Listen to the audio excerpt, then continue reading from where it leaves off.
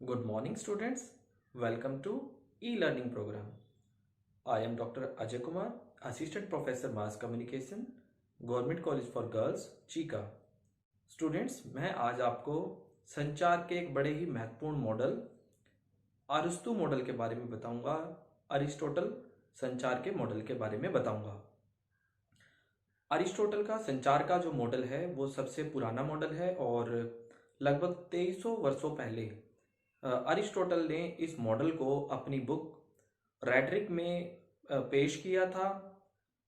Rhetoric Greek भाषा का शब्द है और इसका अर्थ है भाषण कला, यानी कि आपकी जो एज ए ओरेटर आपकी जो योग्यता होती है, आप एज ए ओरेटर कितने अच्छे हैं। आप सबको पता ही होगा कि अरिस्टोटल पश्चिम के सबसे महान दार्शनिक माने जाते हैं और उन्होंने जो संचार का मॉडल दिया वो सबसे पहला संचार का मॉडल है।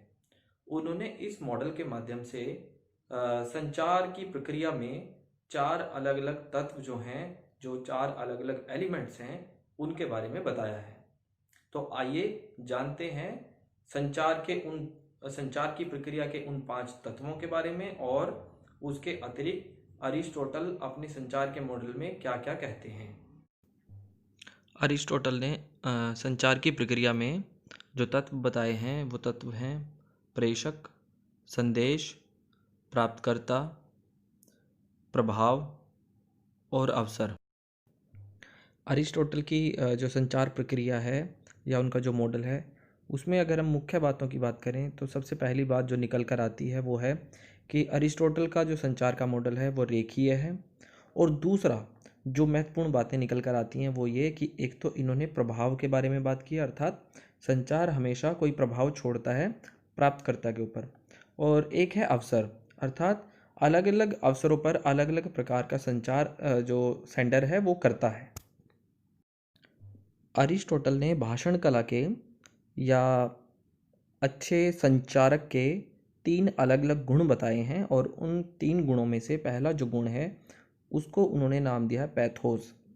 पैथोस का जो शाब्दिक अर्थ है वह दुख है। कहने का अर्थात ये है, अरिस्टोटल यहाँ पर कहना चाहते हैं कि यदि कोई संचारक रिसीवर के मन में किसी प्रकार की कोई भावना यदि वो जागृत कर पाता है तो उसके संदेश का प्रभाव ज़्यादा होता है। इसी प्रकार से अरिस्टोटल ने संचारक के दूसरे गुण को इथोस का नाम दिया है।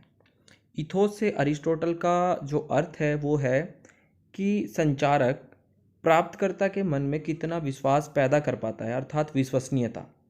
जब संचारक रिसीवर के मन में एक अच्छी विश्वास की भावना को पैदा कर लेता है, अर्थात प्राप्तकर्ता जो है वो सेंडर के ऊपर पूरा विश्वास करने लग जाता है, तो उससे भी जो संदेश का प्रभाव है वो काफ़ी ज़्यादा बढ़ जाता है।